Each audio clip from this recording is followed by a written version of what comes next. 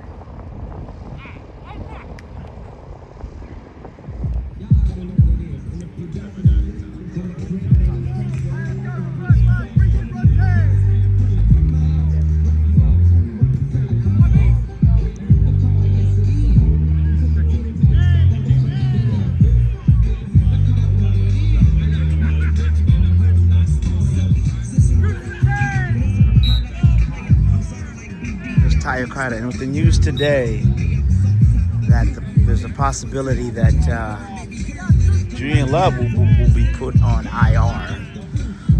At least they're considering it. Okada gets put in the spotlight, him and Nick Emori, so it's be interesting to see, but there he is.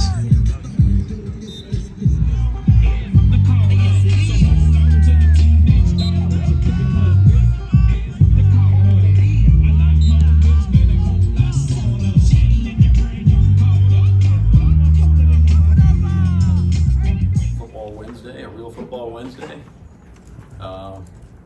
Had a great morning so far. Excited for the game this week. Really still just focusing on how close can we get to be the team that we envision being, and we're on our way. A lot of room for growth, but we know how important today is, so that's really what we're focused on. But Commanders are a really good team. Obviously had a great year last year.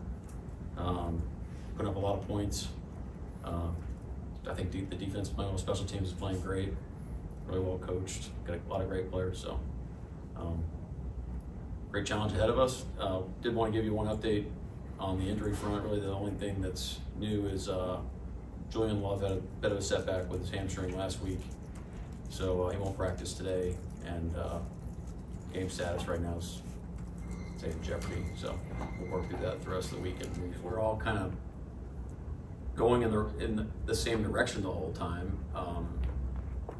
Probably starts with me being clear, and the off season definitely helps, having a whole off season of working through it and getting people on the same page, have another year under our belt of understanding how we want to operate, who we want to be given certain situations. So I think it's kind of everything. It's probably a natural progression. Me, I always want things to happen probably sooner than they actually happen. I'm not the most patient guy, but our guy, really everybody in the building has been tremendous. Like more than you could ever hope for being in a new situation coming from Milan's. And you realize it takes everybody. And it's really important to get everybody on the same page, pulling in the same direction. It's not easy to do. It's not easy to do when there's there's new things going on, and our people have been on the field, where we're at, what we just did, how they play us, what people they put on the field, the structures that they're playing. So there's intensive calls and things you're trying to achieve, and then the situation is dictating how you want to play that situation. Normally, your goal is to maximize yards and points. Sometimes it's not. Sometimes it's other things are at play when you get into certain special situations. So I think it's that granular, honestly. Just it's kind of that what's important now mindset. Just stay in the present, one play at a time. If we end up in a 3rd and 8, it's like, all right, good. Let's go. 3rd and 8.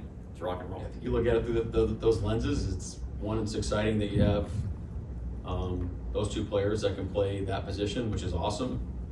And we gotta make sure we put a tight enough plan where we can take advantage of both skill sets. So really, that's kind of our burden to bear as coaches, to make sure that it's clean and clear, so the guys can go play the way they can play. But everybody, how we feel about Spoon. The guy's a tremendous player, and Nick is beginning of a great career. He's off to a great start. There's a kind of a gravitas to him. It's Bobby Wagner, and he's coming in for a visit, and I was first-year coordinator, so I didn't do a lot of talking. I just kind of let him talk. But look, I mean, it's what you expected in terms of just the person and like the poise, and we were excited for the opportunity, and obviously he decided to go. I think it was going to be a big move going to the East Coast, or at least you thought there was a time, maybe not a few years later when he goes to Washington. But yeah, it was a great visit. Look, we got a ton of respect for him. I mean, I was hoping it was going to work out. I think you're just speaking to his resume, which is probably rivaled by maybe a couple other people in history of the game. So it's probably big of a compliment I can give him. Just how to me, it's just a meticulous attention to detail, a maniacal way to prepare for game. It takes a lot now. It's a toll on your body. It's probably the most impressive thing, honestly. I mean, his mind's obviously as sharp as ever, but to be able to still play all those plays is really impressive. We moved back to LA, spent some time down there in the sun before the darkness comes up here. So, I mean, for him specifically, I think he does a great job of communicating within the box of what he's seeing, trying to allow guys to play fast, and he's obviously his anticipation, ability to be in the right spots. He's one of the best at it, and I think that you've just seen that over and over again throughout his career, just finding ways to just be there before. Somehow he finds a way to just be at the point of attack over and over and over again. So, he's continuing to do, and you can see him communicating with the guys, whether it's with the D line or his linebackers and safeties when they're in the fits and things like that. So, yeah, he has those guys a little engagement that's needed. There's it can be a war of attrition, I think, sometimes in games when you're like, hey, there's the team that you're going against has been watching your film and knows your stuff. They're going to have a plan to stop jacks. They're going to have a plan to make things difficult for them. And the hardest thing is hey, you might have some plays there's going to be some tough, some dry spells in the game where they're saying hey, look, Jack, we're not letting jacks get the ball, and you have to be willing to push through that mentally, and also allow yourself to say, hey, I'm going to find ways to win, even when they're saying that there's no way I'm going to. And he's done a good job. This isn't something that's new. This is something that he's been doing this year, and being able to stay in those places where late in the game, there's going to be opportunities that come your way, and the last thing you want to be doing is floating around mentally when that opportunity comes. Trying to stay engaged in that place, and he's done a good job of that.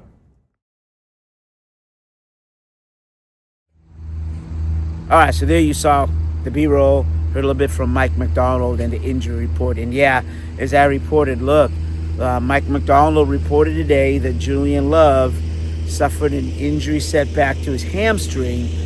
He said last week, which really was Monday, is what we're guessing, because the Seahawks this week officially starts today.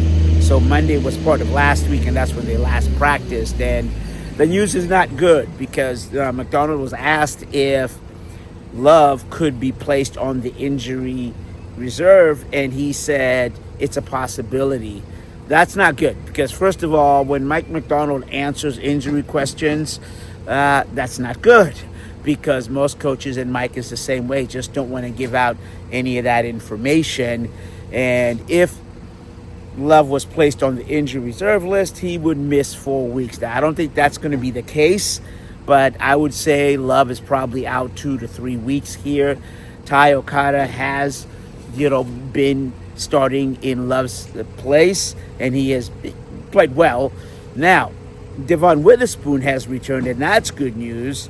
And with the return of Witherspoon, what do you do with Nick Emenwari, who's actually started, I would say, 2 of the last 3 games? The game that he didn't start, he played 72 of 76 defensive snaps. So you call that what you may. But now you have an abundance of defensive backs there. So, Ty Okada, you figure, okay, you're going to keep him where he's at with Kobe Bryant.